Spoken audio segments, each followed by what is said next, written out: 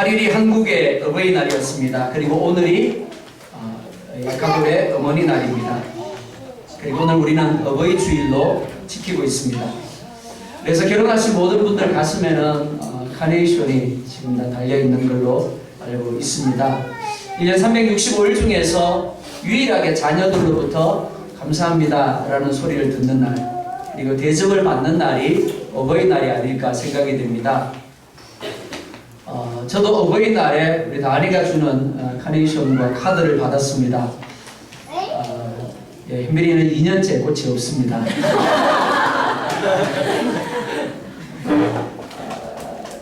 다은이한테 카드를 받고요, 꽃을 받고 찍어서 페이스북에 올렸습니다. 딸이는 자랑스럽게 올렸는데, 우리 한국으로 날아간 우리 황세현 자매가 어떤 사진 하나를 캡처해서 올렸어요. 그 사진에 이렇게 쓰여져 있었습니다. 꽃으로 퉁칠 생각하지 마라.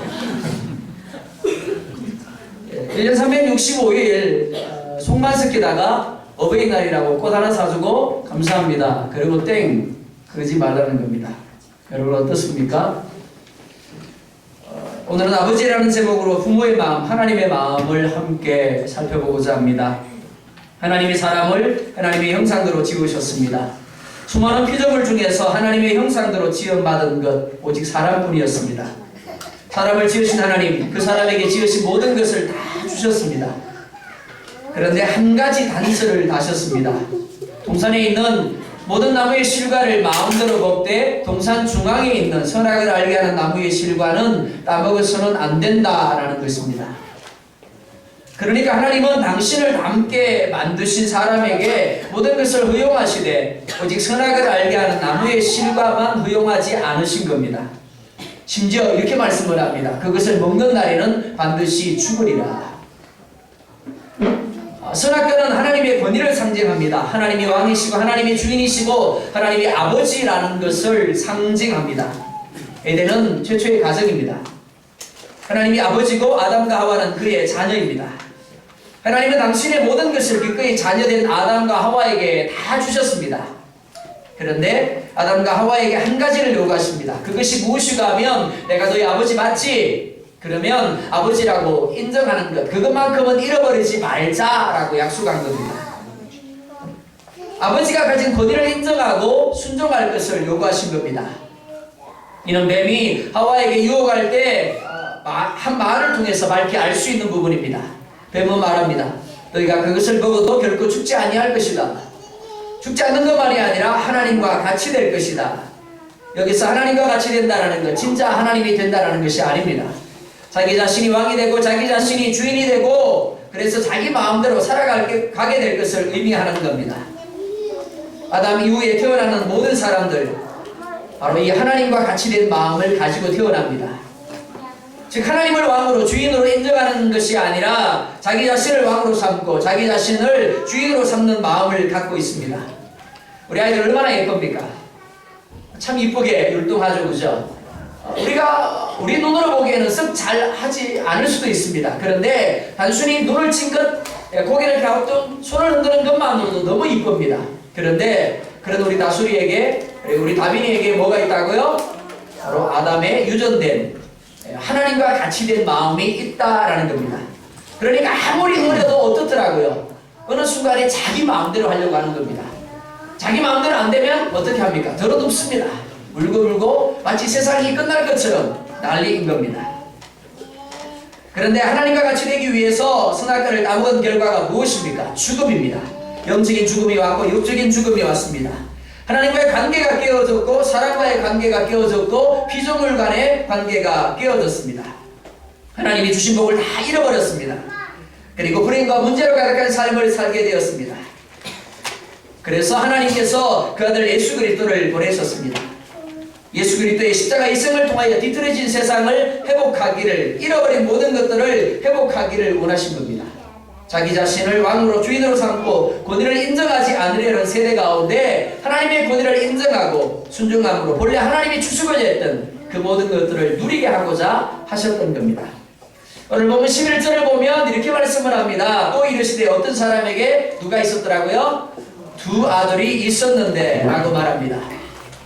아들은 원문을 보면 휘오스라는 단어를 사용을 합니다. 아들, 손자, 후손 등의 의미로 사용됩니다. 저는 이 말을 이렇게 이해를 했습니다. 어떤 사람에게 두 아담이 있었더라. 왜냐하면 아들, 즉 자유생육법을 통해서 태어나는 모든 후손은 아담의 유적인자를 가진 존재일 수밖에 없기 때문에 그렇습니다. 창세기를 보면 두 종류의 사람의 형상을 이야기하고 있습니다. 첫째는 하나님을 닮은 하나님의 형상을 가진 사람입니다. 하나님이 사람을 지을 때 하나님의 형상과 하나님의 모양대로 지었더라 라고 말씀을 합니다. 둘째는 아담의 후손으로서의 형상을 가진 사람입니다. 창세기 5장 3절을 보면 아담은 130세에 자기의 모양, 자기의 형상과 같은 아들을 낳아서 이름을 셋이라 하였더라 라고 말합니다. 겉으로 볼 때는 같은 사람입니다. 같은 형상입니다. 그러나 존재론적으로 하나는 하나님을 닮았고 하나는 죄인 아담을 닮은 겁니다. 본문 11절에 두 아들이 있었다라고 할 때 이 역시 같은 의미로 이해할 수 있습니다. 어떤 사람에게 두 아담이 있었더라, 그렇게 이해할 수 있는 겁니다. 일반적으로 누가복음 15장을 이야기할 때는 둘째 아들의 초점이 맞추어집니다. 그래서 설이 이렇게 제목이 붙습니다. 돌아온 탕자 혹은 탕자의 비유. 그런데 본문은 결코 둘째 아들에 대한 이야기가 아닙니다. 시대만 다를 뿐 또 다른 아담으로 존재하고 있는 두 아들과 그 아들과 그들을 향한 아버지의 사랑에 대한 이야기를 우리 가운데 하고 있는 겁니다. 그래서 12절을 보면 둘째 아들에 대하여 그가 어떤 사람이었는가를 먼저 이렇게 말합니다. 그 둘째가 아버지에게 말하되 아버지여 재산 중에서 내게 돌아올 분깃을 내게 주소서 하는지라. 12절은 결코 길지 않습니다. 그런데 참 많은 내용을 담고 있습니다. 첫째, 아버지여 재산 중에서 라고 말씀합니다. 누구의 재산이라고요? 아버지의 재산입니다. 재산은 둘째 아들의 재산이 아닙니다. 아버지의 재산입니다. 아버지가 이 재산을 형성하는 데 있어서 아들이 한 역할 아무것도 없습니다.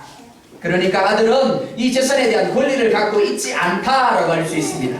오직 아버지에게만 주권이 있습니다. 둘째, 내게 돌아올 분깃이라고 말합니다. 돌아오다라는 말, 주어가 아들이 아닙니다. 아버지입니다. 그래서 원문을 보면 그 의미가 누구 위에 던지다, 무엇 위에 던지다, 놓다라는 의미입니다. 바꿔 말하면 아버지가 던져놓거나 두지 아니하면 누릴 수 없는 것, 그게 뭐라고요? 분깃이라는 겁니다. 특히 분깃이라는 말을 원문에서 보면 메로스라는 단어를 사용을 합니다. 이 말의 의미가 무엇인가 하면 무엇에 참여하다, 한 몫을 얻다라는 의미입니다. 그런데 그 대상이 단지 물질만을 가리키고 있지 않습니다. 몸의 일부와 건물과 그리고 도시의 일부와 지역과 시간과 계층과 사업과 일 모든 것을 가리킵니다. 무슨 말인가 하면 우리가 삶에서 누리는 모든 것을 뭐라고 부른다고요? 분깃이라고 부르는 겁니다. 따라서 분깃이라는 것, 본래는 내 것이 아닌데 누군가로 인해서 내게 얻어졌거나 혹은 참여하게 되는 것을 가리킨다라고 할 수가 있습니다. 본문에서는 그 누군가가 누굽니까? 아버지입니다. 둘째 아들은 아버지가 가진 재산에 대하여 자신이 한 몫을 얻고 그것에 참여하게 되기를 원하고 있는 겁니다. 그런데 우리가 본문을 읽을 때마다 공통적으로 느끼는 문제가 있습니다. 그것이 무엇입니까? 아버지가 죽지도 않았는데 재산을 상속해 달라고 요구하고 있다라는 겁니다. 재산은 어찌 보면 아버지에게는 무기라고 할 수 있습니다. 요즘 한국에서 재산을 자식에게 빨리 넘겨주었다가 홀대를 당하니까 다시 재산을 돌려달라고 재판하는 부모들이 많다는 이야기를 들을 수가 있습니다. 그래서 하는 말이 무엇인가 하면 죽을 때까지 자식들에게 눈치를 보지 않으려면 재산을 넘겨주지 말아야 한다라는 겁니다. 움켜쥐고 있어야 된다라는 겁니다. 이는 본문의 아버지도 마찬가지입니다. 그러니까 이 말은 아버지의 존재 자체를 의미 없는 것으로 만드는 것이다 라고 할 수 있습니다. 당시 유대 상속법에 따르면 아버지가 죽기 전에는 어떠한 일이 있어도 자녀들에게 유산을 상속해주거나 아버지에게 상속을 요구할 수가 없게 되어 있었습니다. 서로 재산을 분배해 주었다라고 할지라도 아버지가 죽기 전에는 그 재산권에 대해서 재산권을 행사할 수가 없는 게 법이었습니다. 그런데도 이 아들은 아버지에게 유산을 내게 넘겨달라고 요구하고 있는 겁니다. 이 요구를 받고 말하면 이렇습니다. 아버지, 나에게는 아버지가 죽은 것이나 다름없습니다. 나는 아버지가 필요 없습니다. 그러니까 유산이나 상속해 주십시오. 둘째 아들은 유산을 요구함으로써 아버지의 존재를 부정하고 있고 아버지와의 관계를 끊어버리겠다라고 선언하고 있는 겁니다. 사실 둘째 아들이 내게 돌아올 분깃이라고 말하지만 이미 그는 아버지로부터 많은 분깃을 받아서 아버지의 것에 참여하고 있었습니다. 다만 그가 그것을 인정하지 않고 있었을 뿐입니다. 그의 생명이 아버지로부터 비롯된 것이었습니다. 즉 그의 생명이 분깃입니다. 그리고 태어나서 지금까지 그가 누린 그 어떤 것도 아버지로부터 그에게 주어지지 않은 것이 없었습니다. 아들의 삶은 아버지의 헌신이고 아버지의 사랑이고 아버지의 수고와 봉사와 희생의 분깃이다라고 할 수 있는 겁니다. 앞으로의 삶 역시 마찬가지입니다. 아버지의 분깃에 참여함으로 말미암아 되어질 것입니다. 이를 위해서 아들은 단지 아버지의 권위 아래에 순복하기만 하면 되었습니다. 아버지라는 울타리 안에서 그가 그냥 아버지가 요구하는 대로 순종하면 그가 필요로 하는 모든 분깃을 아버지로부터 공급받을 수가 있는 겁니다. 하지만 아들은 아버지에게 지금 자신에게 주어질 분깃을 달라고 요구합니다. 그가 아버지에게 돌아올 분깃을 요구한 이유를 13절에서 이렇게 말씀을 하고 있습니다. 우리 13절 말씀 같이 한번 보겠습니다. 시작.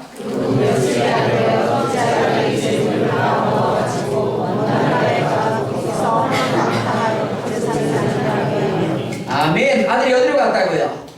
먼 나라로 갔다라고 말합니다. 즉 그가 아버지에게 왜 유산을 요구했는가를 말씀하고 있는 부분입니다. 그는 먼 나라로 가기를 원했습니다.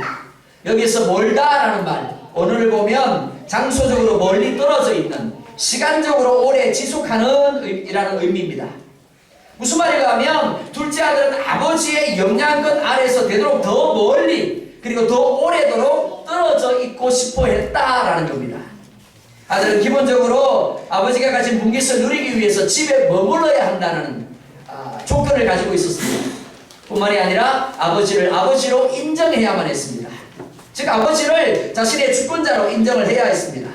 당연히 아버지가 정해놓은 규칙을 따라야 했고 계명을 준수해야 했습니다. 그리고 그에 대하여 상급과 징계가 주어졌습니다. 그래서 생각했습니다. 이 집에서는 도대체 내 마음대로 할 수 있는 것이 하나도 없어. 그렇게 생각하지 않나요? 자녀된 여러분? 아버지의 잔소리가 싫습니다. 엄마의 간섭이 싫습니다. 그래서 아들은 생각합니다. 내가 이 집만 떠날 수 있다면 무조건 행복할 수 있을 것이다. 그래서 살아있는 아버지에게 상속을 요구한 겁니다. 아들의 요구를 들은 아버지의 반응이 무엇입니까? 이렇게 말합니다. 아버지가 그 살림을 각각 나누어 주었더라. 만약 여러분들이 아들에게, 여러분들이 자녀들에게 이러한 요구를 받았다면 여러분들은 어떻게 하시겠습니까? 본문에 나와 있는 아버지처럼 자식에게 나누어 주었을 것이다. 1번, 2번 기사대기를 때렸을 것이다. 여러분들 성격이 보여지는 부분입니다. 그죠?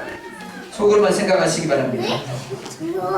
본문의 아버지는 말도 안 되는 아들의 요구에 그 살림을 각각 나누어 주었더라 라고 말하고 있습니다.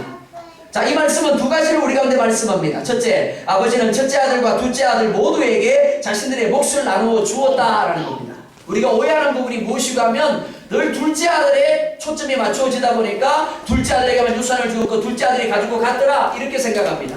그런데 오늘 성경은 전혀 다른 이야기를 합니다.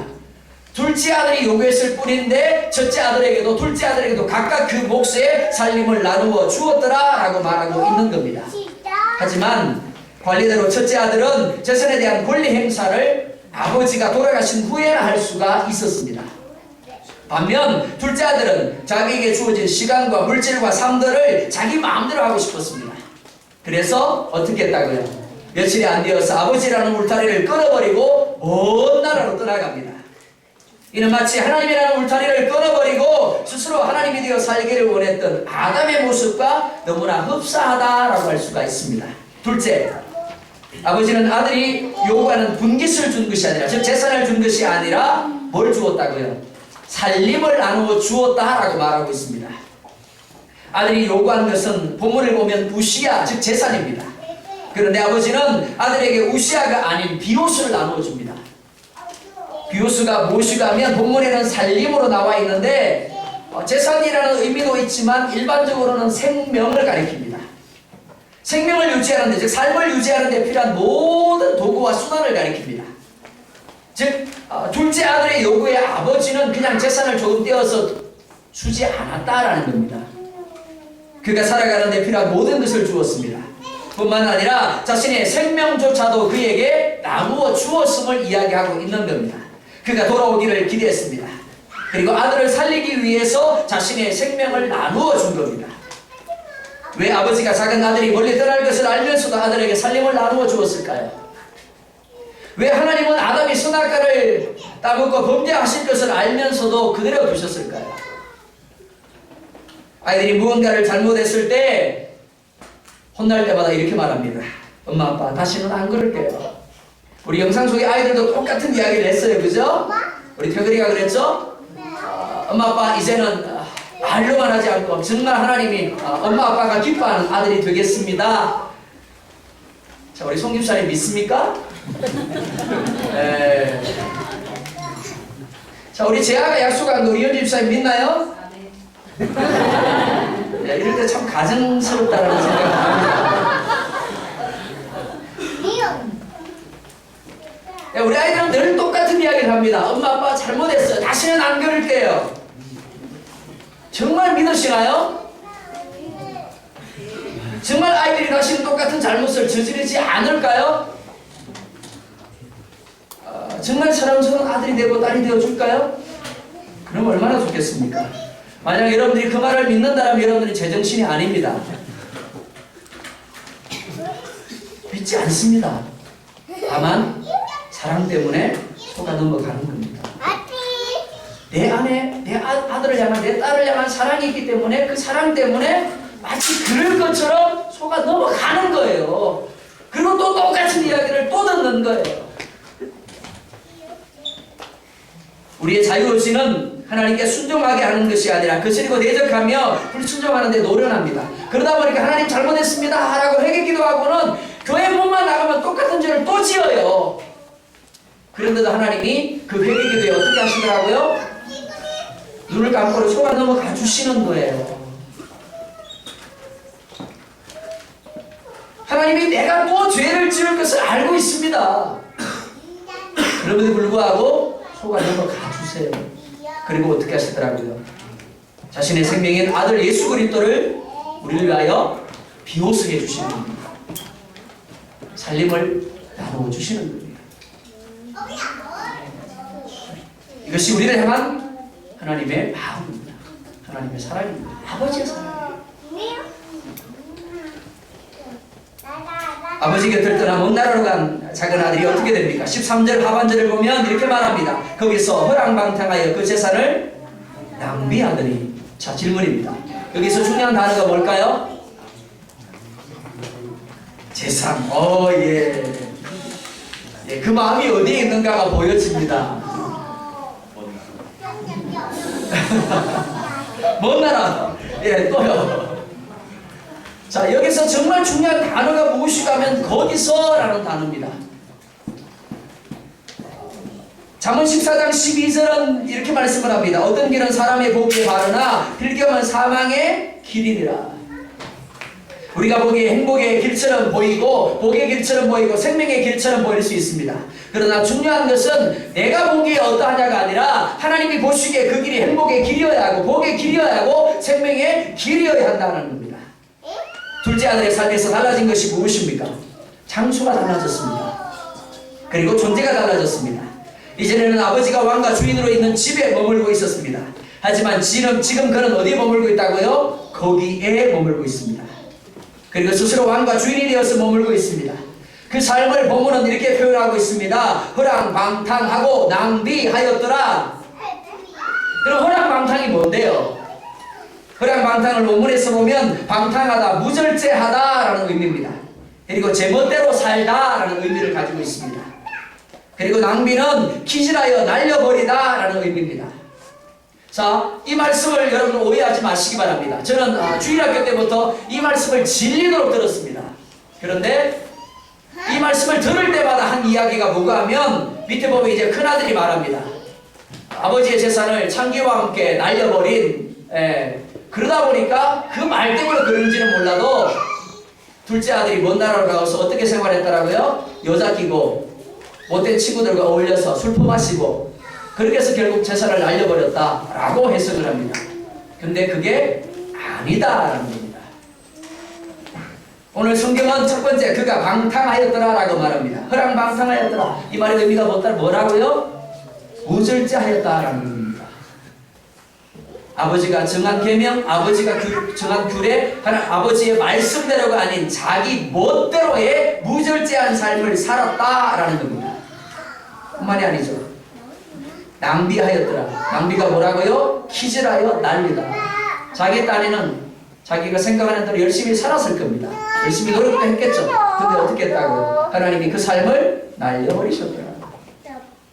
시편 1편 4절을 보면 이렇게 말씀을 합니다. 악인들은 그렇지 아니하며 오직 바람에 나는 겨와 같도다. 이 말을 이렇게 바꾸겠습니다. 악인들은 그렇지 아니하며 오직 그들의 삶은 낭비하는 삶과 같도다. 하나님이 함께하지 아니하는 삶은 자신이 왕과 주인이 되는 삶입니다. 그리고 그 삶은 결코 하나님의 말씀과 계명을 따라 절제하는 삶이 아닙니다. 즉 허랑방탕의 삶입니다. 이는 그가 성실하다, 그렇지 아니하다, 부지런하다, 그렇지 아니하다, 능력이 있다, 능력이 없다의 문제가 아닙니다. 가지가 나무에 붙어 있느냐, 떨어져 있느냐의 문제입니다. 하나님이라는 울타리 안에서 하나님의 간섭과 잔소리를 인정하며 사느냐, 그렇지 않느냐의 문제인 겁니다. 허랑방탕이 되면 자연적으로 뭐가 될 수밖에 없다고요? 낭비의 삶이 될 수밖에 없는 겁니다. 아무리 쌓고 쌓아도, 아무리 모아도, 아무리 열심히 할지라도 하나님이 훅 하고 불어버리시니까 어떻게 되더라고요? 날려가버리는 삶이 될 수밖에 없더라는 겁니다. 둘째 아들이 결국 어떻게 됩니까? 14절 보면 이렇게 말씀을 합니다. 14절 같이 보겠습니다. 시작.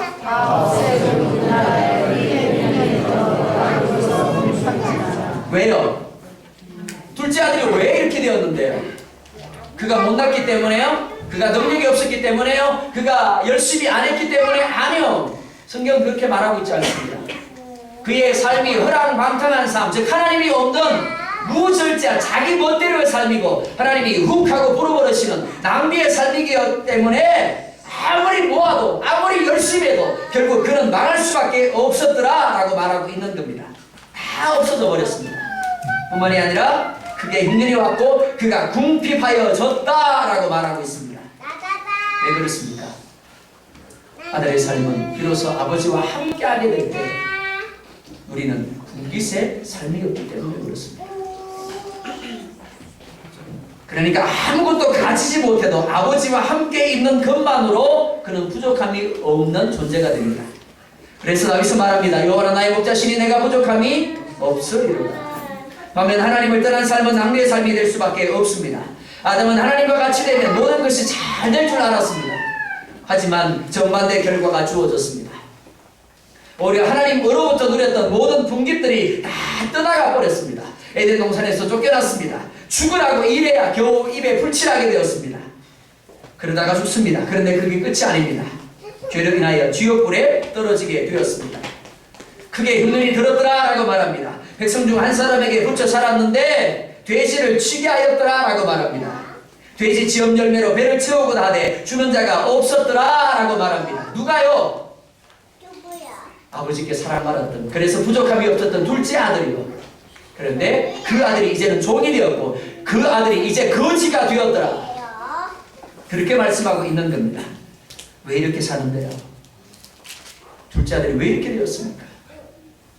지 잘났다고 아버지의 마음을 몰랐기 때문입니다. 아버지의 울타리 안에 머물고 있다는 것이 얼마나 행복하고 복된 것인 것을 몰랐기 때문입니다.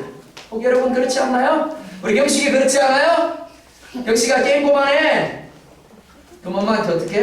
왜 엄마는 밖에 잔소리야? 그러지 않아? 아버지가 울타리 안에 머물지 못하고 떠나게 됨으로 말미암아 왕자인데 거지로 살게 되었습니다. 자녀이면서 종으로 살게 된 겁니다. 그런데 이게 누구의 모습이요? 우리 현이의 모습이에요. 네. 자녀들의 모습입니다. 육적인 나의 엄마 아버지, 영적인 나의 아버지 하나님에 대한 나의 모습인 겁니다. 자, 두 번째로 첫째 아들의 모습을 보도록 하겠습니다. 첫째 아들은 밭에 있다가 돌아와서 집에 가까이 와서 잔치하는 소리를 듣습니다. 그리고 묻습니다. 무슨 일이 있느냐? 종이 대답을 합니다. 당신의 동생이 돌아왔음에 당신의 아버지가 건강한 그를 다시 맞아들이게 되므로 인하여 살찐 송아지를 잡았나이다.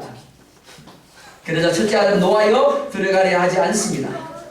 그가 노한 이유를 29절과 30절은 이렇게 말씀을 합니다. 같이 봅니다. 시작. 아버지께 들었다 이르되 내가 내 아버지를 명을 어기니 너희의 동생에게 접촉하라 나와 내 성소리가 일이 없더니 아버지의 삶을 창녀들과 함께 살펴버린 이 아들이 돌아오되 이를 위하여 아멘. 자, 첫째 아들의 대답 속에서 여러분들은 무엇을 봅니까? 저는 우월의식과 비교의식을 보고 있습니다. 저희 다은이와 현빈이도 마찬가지입니다. 다은에게 10불이라는 용돈을 줍니다. 그럼 현빈이가 말합니다. 아빠 저는요. 현빈이가 무언가를 사줍니다. 그럼 다은이가 말합니다. 아빠 저는요. 다은이 현빈이만 그러지 않을 겁니다. 우리 재화와 형식도 그럴 거예요. 그렇죠? 우리 자녀들 모두가 사실은 그럴 겁니다. 비교합니다. 왜 언니한테만? 왜 동생한테만? 첫째 아들은 말합니다. 나는 너의 아버지를 섬겨서 명을 어김이 없었습니다. 그러나 둘째 아들은 아버지의 살림을 장녀들과 함께 삼켜버렸습니다. 그런데 둘째 아들에 대해서는 살찐 송아지를 잡고 자신에게는 염소 새끼라도 주어서 그것과 함께 즐기게 하신 일이 없지 않았습니까? 이해가 되지 않습니까? 왜요? 내 모습이잖아요. 내가 그렇게 말하고 내가 그렇게 행동했지 않습니까? 그러니까 너무 이해가 되잖아요. 엄마, 내가 엄마 말 잘 들었잖아요. 내가 엄마 시키는 거 했잖아요. 아빠, 내가 아빠 원하는 대로 공부 열심히 했잖아요. 아빠가 자랑스러운 아들 되지 않았어요? 근데 내 동생은 어때요? 맨날 총만 시키고. 근데 그 아들이 뭐가 이쁘다고 잘해줘요? 인간적으로 보면 사실 섭섭해 보이는 것도 사실입니다. 틀린 말이 아니에요. 그런데 첫째 아들이 착각하고 있는 것이 있습니다. 첫 번째, 아버지에게 있어서 첫째 아들이든 둘째 아들이든 모두 일의 대상이 아니라 사역의 대상이 아니라 사랑의 대상이라는 사실입니다. 무슨 말인가 하면 여러의 아버지를 섬겨서 명을 어김이 없었다라고 더 사랑하고 아버지의 살림을 창녀들과 함께 삼켜버렸다라고 해서 덜 사랑하는 것이 아니라는 겁니다. 왜 사랑합니까? 그들이 단지 아들이기 때문에 사랑하는 거예요. 그래서 에베소서 2장 8절과 9절을 말씀을 합니다. 너희가 그 은혜에 의하여 믿음으로 말미암아 구원을 받았으니 이것이 너희에게서 난 것이 아니요 하나님의 선물이라 행에서 난 것이 아니니 이는 누구든지 자랑하지 못하게 합니다. 아울러 에베소서 1장은 말씀합니다. 곧 창세전에 그리스도 안에서 우리를 택하사 그 기쁘신 뜻대로 우리를 예정하사 예수 그리스도로 말미암아 자기의 아들들이 되게 하셨으니 우리가 어떻게 하나님의 아들이 되고 딸이 되었다고요? 하나님은 어떻게 해서 우리를 사랑하신다고요? 우리가 예배 잘 드리고 우리가 헌금 잘하고 우리가 하나님이 기뻐하는 일을 하기 때문에 하나님 우리를 사랑하신다고요? 아니요. 우리가 태어나기도 전에 하나님 우리를 사랑하셨고 우리를 하나님의 자녀로 택정하셨더라 그렇게 말씀하고 있습니다. 자, 여러분들 부모된 여러분들에게 묻습니다. 혹시 골라서 낳으셨나요? 아닐 겁니다. 저는 하나님께 다은이를 달라고 기도한 적이 없어요. 저는 하나님께 현빈이 달라고 기도한 적이 없어요. 근데 어느 날 하나님이 다은이를 선물로 주시더라고요. 현빈이를 선물로 주시더라고요. 그리고는 사랑하게 하시더라고요.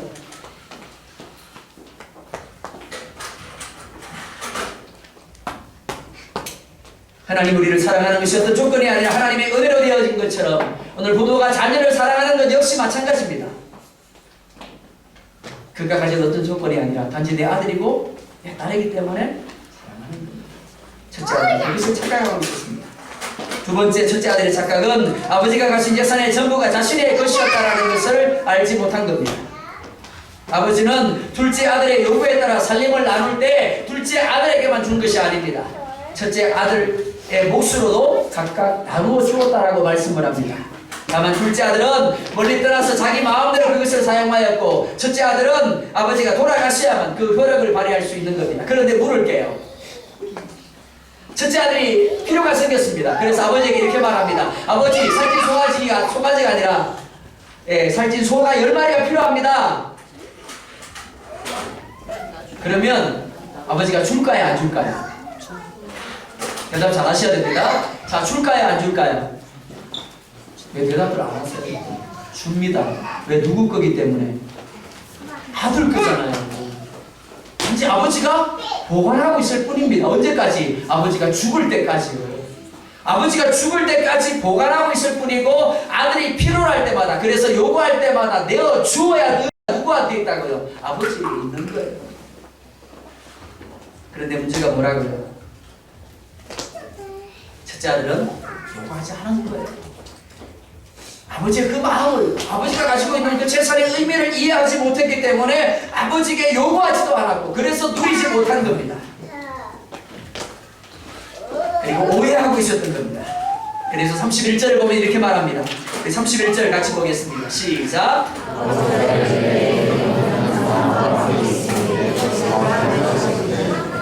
누구의 것이라고요? 맞습니다. 네 거라고 말합니다. 내게 아니라 네 거래요. 네가 필요로 하면, 네가 요구하면 얼마든지 네가 마음대로 쓸 수 있다라고 말씀하고 있는 겁니다. 그런데 첫째 아들은 오해하고 있었어요. 그러니까 오늘 본문은 둘째 아들만 문제 있었더라, 탕자가 돌아왔더라, 그렇게 말하고 있지 않아요. 비록 첫째 아들이 아버지의 울타리 아래 몸을 넣고 성실히 아버지를 숨겼고 명을 어기지 않는 삶을 살았지만 그 중심은 여전히 자기 중심적이었다는 겁니다. 둘째 아들처럼 아버지의 마음을 알지 못한 채 몸은 그 집에 있었지만 그 마음은 여전히 먼 나라 가운데 떠나서 자기 자신을 왕으로, 자기 자신을 주인으로 삼는 삶을 살고 있었더라라는 겁니다. 세 번째, 아버지의 모습을 우리가 보여줍니다. 17절 중반절을 보면 이렇게 말합니다. 내 아버지에게는 양식이 풍족한 품꾼이 얼마나 많은가. 아버지는 많음의 상징입니다. 많아서 많은 게 아니에요. 없어도 어떻게 해서든지 자녀의 필요를 채워주는 존재이기에 그럽니다. 연세 드신 분들은 과거에 힘든 세월을 보내셨을 겁니다. 저는 나이는 많지 않지만 저도 역시 어릴 때는 참 가난한 시간을 살았습니다. 근데 저희 아버지에 대한 정은 별로 없어요. 사실 일찍 돌아가셨고 그렇게 사랑도 못 받았습니다. 그런데 어릴 적에 어머니의 모습 속에서 저게 부모의 사랑이구나 라는 걸 참 많이 깨달았습니다. 상이 저희 가정에는 두 개가 차려졌습니다. 하나는 할머니와 아버지와 제가 앉습니다. 그리고 또 한 상에는 이제 여자들 중심으로, 그리고 동생들과 어머니가 함께 합니다. 근데 어머니는 식사할 겨를이 없어요. 숙녀도 오셔야 되고 뭐 필요하면 또 부엌에 가져오셔야 되고. 근데 맛있는 것이 생기면은 항상 어느 자리에 오더라고요. 할머니와 아버지가 있는 상에 옵니다. 그리고 좀 남으면 밑에 상으로 돌아갑니다. 그때 어머니가 하시는 말씀이 이렇습니다. 나는 벌써 먹었다. 어릴 때는 그게 진짜인 줄 알았어요. 진짜 먹어서 나는 배부르다라고 하신 줄 알았고 필요 없다라고 하신 줄 알았어요. 그런데 크니까 그게 아니더라고요. 자기는 굶으면서도 아들에게는 딸에게는 넣어주고 싶은 것이 부모의 마음입니다. 마찬가지입니다. 내 아버지 집에는 양식이 풍족한 품꾼이 얼마나 많은가. 품꾼조차도 양식이 풍족하다라고 말합니다. 그렇다면 그 아버지는 얼마나 많은 풍족함을 가지고 있겠습니까? 그러니까 둘째 아들이 아버지의 곁을 떠나지 아니하고 단지 머물렀다라면 그런 아버지가 가지고 있는 모든 풍족함을 마음껏 누릴 수 있는 겁니다. 또한 20절 보면 이렇게 말합니다. 우리 20절 같이 보겠습니다. 시작.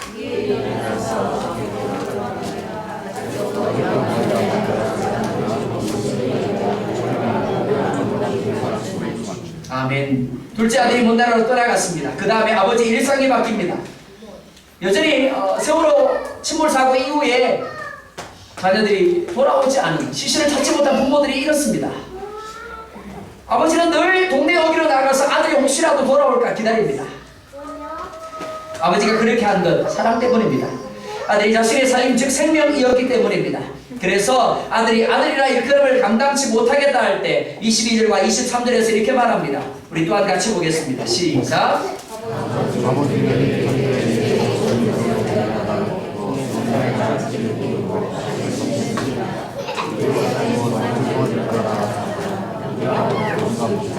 아멘. 큰 아들의 시각은 창기와 함께 아버지의 재산을 탕진한 죄인입니다. 하지만 아버지에게는 잃어버렸다가 다시 찾은 아들입니다. 또 뭐라고요? 비웃습니다. 생명입니다. 그래서 제일 좋은 옷을 입힙니다. 자, 우리 부모들에게 묻습니다.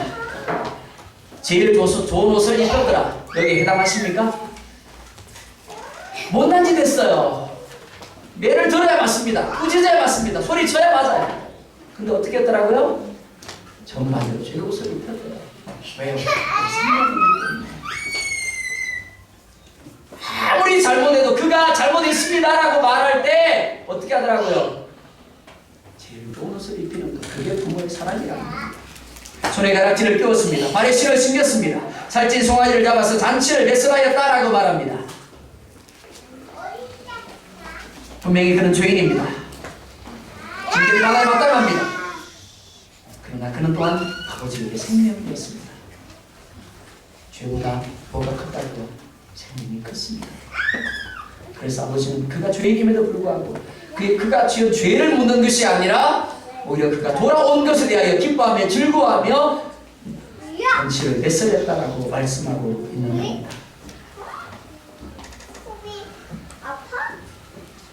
자녀된 여러분, 성경 우리 가운데 말씀합니다. 주 안에서 부모를 공경하라. 그렇게 할 수 있게 원합니다. 더불어 부모된 여러분들은 여러분의 모습을 통해서 하나님을 보여줄 수 있게 원합니다. 내 마음이 아닙니다. 내 감정이 아니에요. 내 생각이 아닙니다. 아들을 향하여 딸을 향하여 그 아들이 그 딸이 여러분들에게 생명이라는 것을 보여주시기 바랍니다. 그래서 무엇이든 부모의 울타리 안에 있는 이들에게 그들이 필요한 모든 것들을 하나님이 주시는 것처럼 내가 내어줄 수 있다는 것을 그들로 하여금 확신하게 해주시기 바랍니다. 자녀된 여러분, 우리 세은자매가 올린 말을 여러분들에게 말합니다. 꽃으로 퉁치려고 하지 마시기 바랍니다. 365일 엄마 아빠 속만 쓰기다가 어버이날이라고 꽃 하나 나눠주고 엄마 감사합니다. 잘할게요. 내 할 거 다 했어. 그렇게 하지 마시기 바랍니다. 여러분들에게 명령합니다. 첫째, 부모를 대하는 것이 곧 하나님을 대함이라고 여기시기 바랍니다. 둘째, 스스로 왕이 되고자 하고 주인이 되고자 하는 아담의 본성을 제어하고 부모가 가진 권위를 인정함으로 복종하시기 바랍니다. 아멘. 그리고 20장이 부모를 공경하라고 말할 때, 주 안에서 순종하라고 말할 때 그가 잘해주기 때문에, 그가 부모답기 때문에 하라는 말이 아닙니다. 부모라는 그 이름 때문에 순종하라는 겁니다. 공경하라는 겁니다. 셋째, 하나님을 섬기듯 부모를 섬기시기 바랍니다. 예배 잘 드리고 성경 잘 읽고 기도 잘한다고 자랑하지 마십시오. 여러분들이 정말 하나님을 잘 섬긴다면 누구를 잘 섬기라고요? 엄마 아빠 잘 섬기세요. 쟤 알겠지? 응? 엄마 아빠한테 잘해야 돼. 하나님 우리를 사랑하심으로 모든 것을 내어주셨듯이 육신의 부모 역시 자신의 생명을 나누어 주신 분들입니다.